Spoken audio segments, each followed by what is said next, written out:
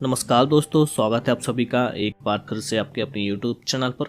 तो फ्रेंड्स, आज की इस वीडियो में हम बात करने वाले हैं ग्रुप 5 एग्जाम के इम्पोर्टेंट रैंडम एमसीक्यूज के बारे में। तो आप लोग ग्रुप 5 की तैयारी जोरों से कर रहे होंगे क्योंकि 25 नवंबर से आपके एग्ज़ाम जो स्टार्ट हो रहे हैं। तो तैयारी करते रहिए एवं एमसीक्यूज क्वेश्चन जरूर लगाएं, इससे आपको पता चलेगा कि आपकी पढ़ाई कैसी चल रही है। तो चलिए स्टार्ट कर लेते हैं आज का एमसीक्यूज क्वेश्चन। तो यहाँ पर हमने सभी इम्पोर्टेंट ही एमसीक्यूज क्वेश्चन कलेक्ट किए हैं जो शायद आपके एग्जाम में आ भी सकते हैं।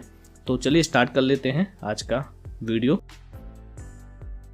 फर्स्ट क्वेश्चन है, the chemical used to detect ketone bodies in urine. या यूरिन का आपका केमिकल का क्वेश्चन है। यहाँ पर पूछा गया है, जब हम यूरिन में कीटोन बॉडीज टेस्ट लगाते हैं तो इसमें से कौन सा केमिकल हम यूज करते हैं या फिर कौन से रिएजेंट का यूज किया जाता है। 4 ऑप्शन है, sodium nitroprusside, sodium carbonate, ferric chloride, copper sulphate. तो फ्रेंड्स, कीटोन बॉडीज के लिए हम सोडियम नाइट्रोफोसाइड यूज करते हैं। तो option number first is the right answer. आगे बढ़ चलते हैं। Second question, the blue colour of the Benedict reagent is due to. पूछा गया है, blue colour of the Benedict reagent is due to, यानी कि बेनेडिक्ट रिएजेंट जो कि हम शुगर के लिए यूज करते हैं, यूरिन शुगर के लिए, वह उसमें ब्लू कलर किस रिएजेंट के कारण होता है, कौन सा रिएजेंट उसमें प्रेजेंट होता है बेनेडिक्ट रिएजेंट में।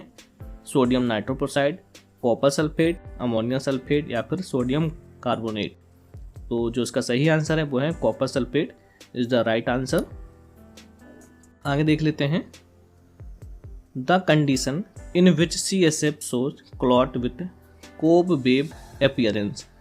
अच्छा क्वेश्चन है, पूछा गया है इनमें से कौन सी कंडीशन है जिसमें CSF में हमें कोब वेव अपीयरेंस शो होता है, जिसमें हमें CSF में क्लॉट प्रेजेंट होता है एंड साथ में हमें दिखाई देता है कोब वेव अपीयरेंस की तरह हमें क्लॉट दिखाई देता है।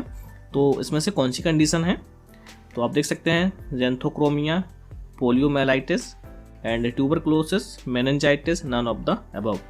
तो जो इसका सही आंसर है वो है ट्यूबरक्लोसिस मेनिंजाइटिस। ठीक है, इस बात का याद रखें, मेनिंजाइटिस ट्यूबरक्लोसिस के कारण हमें CSF में क्लॉट दिखाई देते हैं जो कि कोब वेव अपीयरेंस होते हैं। ठीक है, आगे देख लेते हैं। ये सभी इंपॉर्टेंट क्वेश्चन है फ्रेंड। एंड देख लेते हैं, the colour of skip reagent is. अच्छा क्वेश्चन है, पूछा गया है the colour of skip reagent is. तो स्किप रिएजेंट का जो कलर होता है वो किस कलर का होता है, येलो, ब्लू, पिंक या फिर कलरलेस। फ्रेंड्स, इसका जो सही आंसर है वो है कलरलेस। ठीक है, स्किप रिएजेंट का कोई भी कलर नहीं होता है, तो उसका सही आंसर है कलरलेस।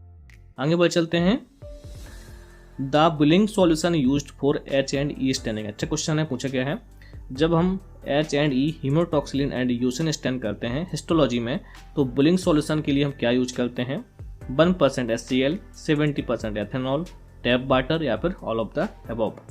तो फ्रेंड्स, इसका जो आंसर है वो है tap water for bullying solution and H&E staining.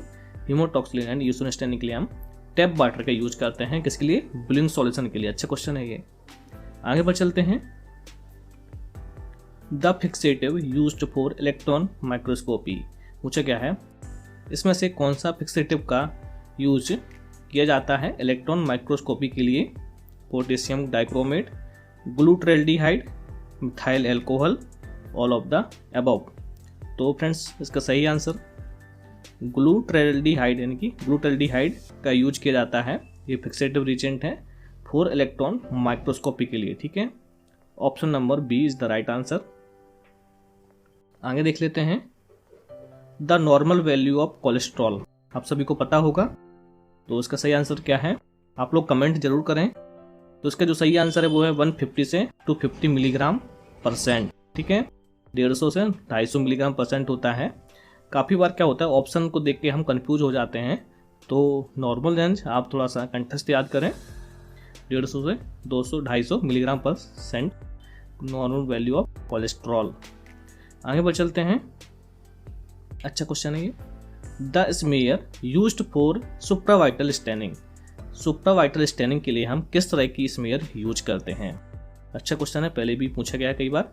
अनस्टेंड unfixed smear, fixed and stained smear, fixed smear या फिर all of the above.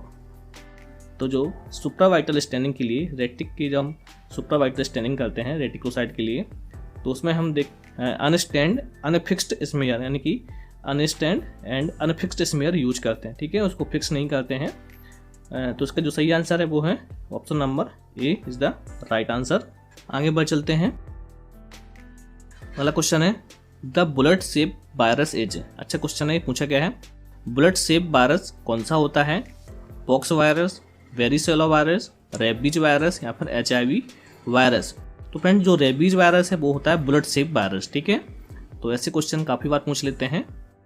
Next है the antibodies that can pass through the placenta.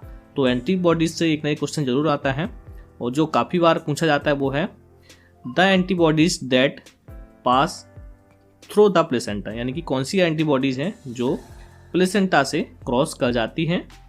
IgG, IgM, दोनों, none of the above. तो आप सभी को पता होना चाहिए। जो इसका सही आंसर है वो है IgG, ठीक है, ऑप्शन नंबर फर्स्ट। आगे देख लेते हैं। Van den Bergh reaction is used for the estimation of. Van den Bergh reaction किस टेस्ट के एस्टिमेशन के लिए किया जाता है? Cholesterol, bilirubin, protein, none of the above. तो जो इसका सही आंसर है वो है बिलिरुबिन, ठीक है। बिलिरुबिन के टेस्ट के लिए हम वांडेनबर्ग रिएक्शन मेथड यूज करते हैं। जो इसका सही आंसर है वो है option number B is the right answer. आपको बायोकेमिस्ट्री की जो टेस्ट की मेथड होती हैं वो याद रखना है। नेक्स्ट है normal concentration of sodium in blood. अच्छा क्वेश्चन है ये, पूछा गया है सोडियम की नॉर्मल रेंज पूछी गई है एक्चुअली में। Normal concentration of sodium in blood, sodium का कंसंट्रेशन ब्लड में कितना होता है नॉर्मल रेंज में? ये आपकी रीडिंग है 95 से 110, 3 से 5, 130 से 150, 150 से 190 मोलिकुलर इक्विवेलेंट पर लीटर इसकी रीडिंग होती है। तो जो इसका सही आंसर है वो है 130 से 150 MEQ पर लीटर, ठीक है। Option number C is the right answer. किसी किसी में आपको 135 से भी जाएगा, लेकिन कंफ्यूज नहीं होना है। नेक्स्ट है Clostridium perfringens can be identified by. अच्छा क्वेश्चन है, पूछा गया है क्लोस्ट्रीडियम परफ्रिंजेस किसके द्वारा आइडेंटिफाई किया जाता है? कौन से टेस्ट के द्वारा? नागलस reaction, satellite test, coagulase test या फिर स्ट्रिंग टेस्ट। अच्छा क्वेश्चन है ये, क्लोस्ट्रीडियम परफ्रिंजेस किसके द्वारा आइडेंटिफाई करते हैं? तो जो इसका सही आंसर है वो है Nagler reaction. Option number A is the right answer. Nagler reaction के द्वारा हम क्लोस्ट्रीडियम परफ्रिंजेस का आइडेंटिफाई करते हैं, ठीक है। आगे देख लेते हैं cocci that are seen in grape like cluster. Cocci इसमें से कैसे दिखाई देते हैं? जब हम ग्रेप लाइक क्लस्टर में देखते हैं, यानी कि अंगूर की गुच्छी के शेप में होते हैं जब कोकाई, तो उसे हम क्या कहेंगे? स्टेफाइलोकोकस, स्ट्रेप्टोकोकस, कॉर्नीबैक्टीरियम या फिर क्रिप्टोकोकस। तो जो उसका सही आंसर है वो है staphylococcus. Option number A is the right answer. Cocci जब हमें ग्रेप लाइक क्लस्टर्स में दिखाई देते हैं तो वो हमें स्टेफाइलोकोकस के रूप में दिखाई देते हैं।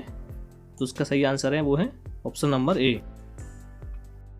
आगे देख लेते हैं fixative that contain mercuric chloride. Histology का क्वेश्चन है, अच्छा है। पूछा गया है इसमें से कौन सा फिक्सेटिव में मर्क्यूरिक क्लोराइड प्रेजेंट होता है? Carnoy's fluid, Bouin's fluid, Zenker's fluid, Rossman's fluid. तो जो इसका सही आंसर है वो है Zenker's fluid. Option number C, Zenker's fluid में मर्क्यूरिक क्लोराइड प्रेजेंट होता है। आगे देख लेते हैं इन ए कलरीमीटर में इन ए कलरीमीटर द कोवेट मेड ऑफ, जो कोवेट होते हैं मेड ऑफ किसके बने होते हैं? Is used for UV range of light, जो कि जिसका उपयोग हम करते हैं यूवी रेंज लाइट में। तो पूछा गया है जो कोवेट होते हैं वो किसके बने होते हैं कलरीमीटर में? Borosilicate, quartz, A and B दोनों में, and none of the above. तो जो कलरीमीटर में जो कोवेट होते हैं वो आपके क्वार्टज के बने होते हैं, ठीक है, ना कि बोरोसिलिकेट के। तो इस बात का याद रखें, क्वार्ट्ज के बने होते हैं। तो जो इसका सही आंसर है option number B is the right answer. आगे देख लेते हैं, RBC pipette can be used for लिखा है, मिस्टेक हो गया टाइप करने में। आरबीसी पिपेट किस में यूज किया जाता है? आरबीसी काउंट में, प्लेटलेट काउंट में, दोनों में, या फिर किसी में भी नहीं। तो आप सभी को पता होगा आरबीसी पिपेट आरबीसी काउंट में करते ही हैं, साथ में प्लेटलेट काउंट में भी आरबीसी पिपेट का यूज होता है। तो उसका जो सही आंसर है वो है दोनों में हम यूज करते हैं। आगे देख लेते हैं, basophilic stippling can be done by. अच्छा क्वेश्चन है ये, पूछा गया है जब हमें बेसोफिलिक स्टिपलिंग दिखाई देते हैं माइक्रोस्कोपी करने में तो वह किसके कारण दिखाई देते हैं?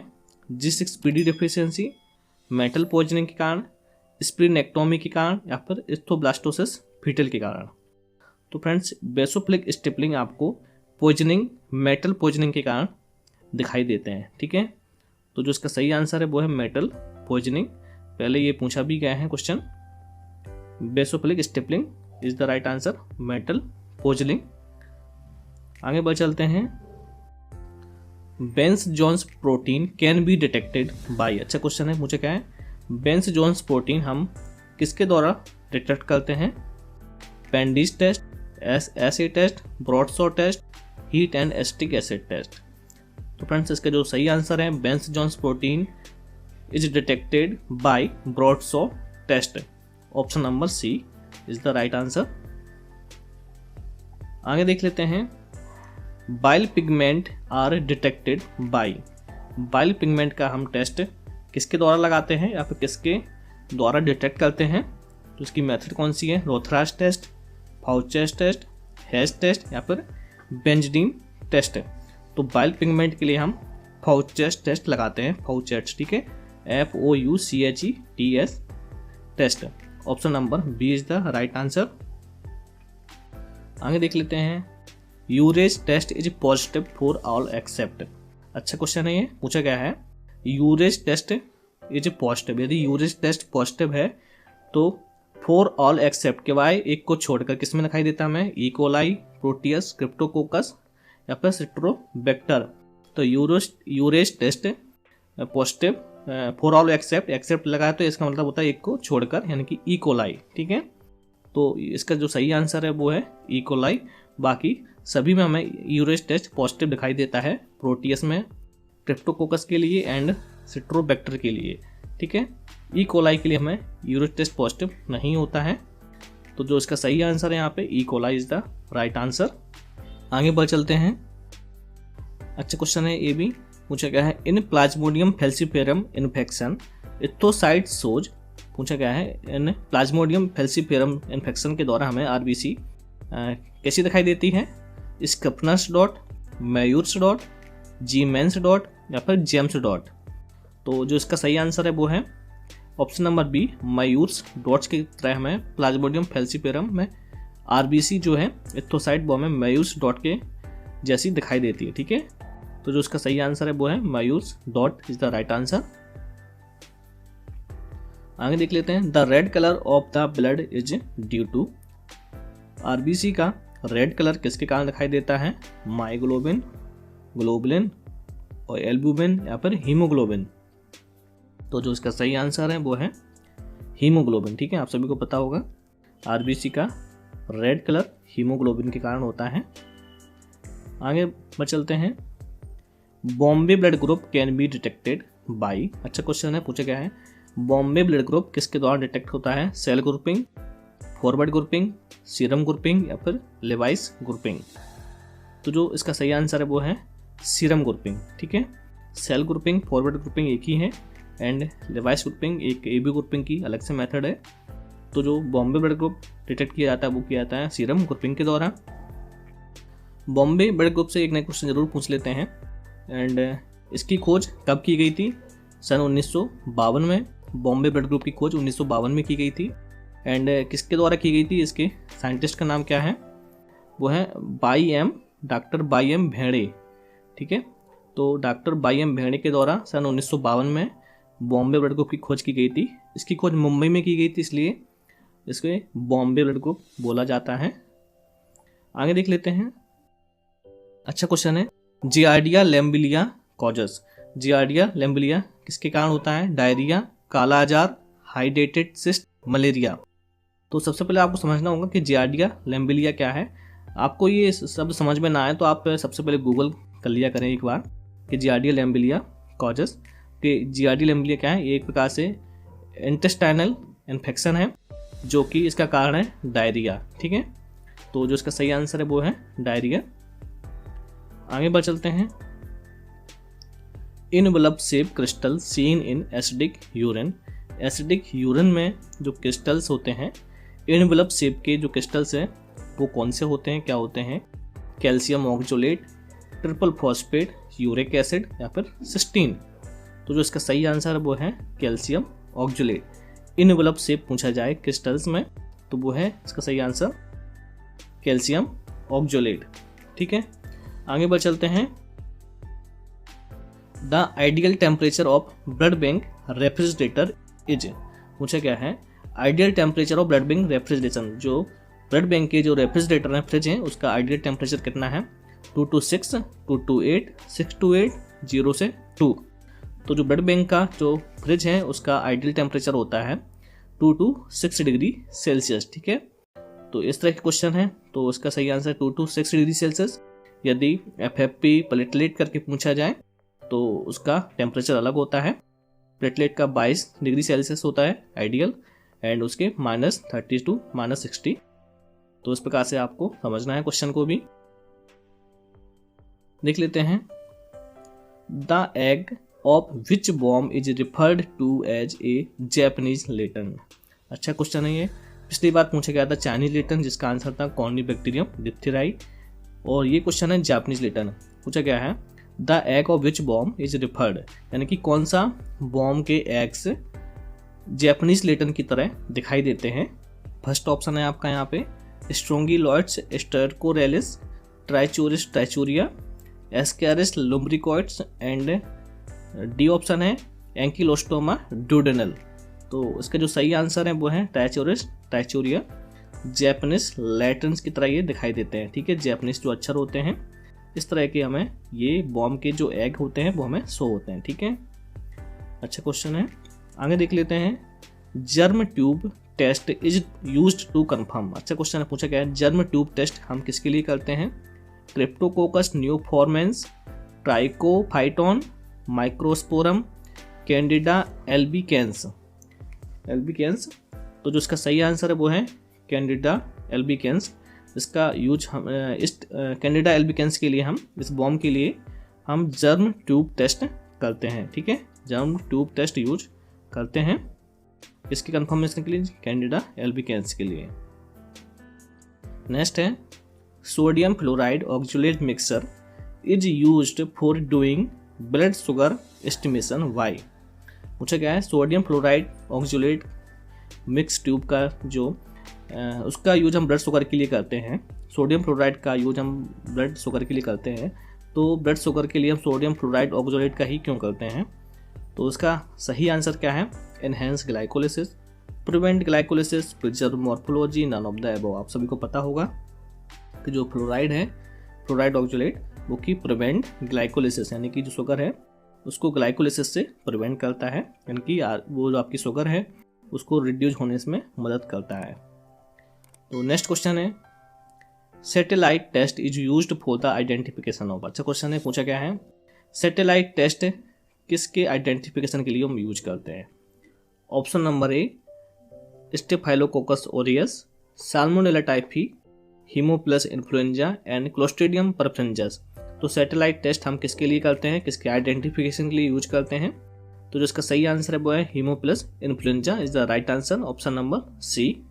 तो फ्रेंड्स आज की क्लास में सिर्फ इतना ही। तो यहाँ पे हमने सभी चैप्टर के सभी सेक्शन के हमने इंपॉर्टेंट क्वेश्चन कलेक्ट किए हैं। नेक्स्ट वीडियो में भी हम आप सभी के लिए इंपॉर्टेंट क्वेश्चन ही लेकर आएंगे। तो फ्रेंड्स आप इन सभी को पढ़ते रहिए एवं शेयर जरूर करें, लाइक्स कमेंट जरूर करते जाएं। आप लोग लाइक्स एवं कमेंट बिल्कुल नहीं करते हैं। फ्रेंड्स इससे आप लाइक कमेंट करें तो हमें भी अच्छा लगता है, हमें भी मोटिवेट होते हैं कि कोई वीडियो को पसंद कर रहा है। तो फ्रेंड्स इसी तरह वीडियो हम लाते रहेंगे। मिलते हैं अगली वीडियो में अगले चैप्टर के साथ। Thank you so much.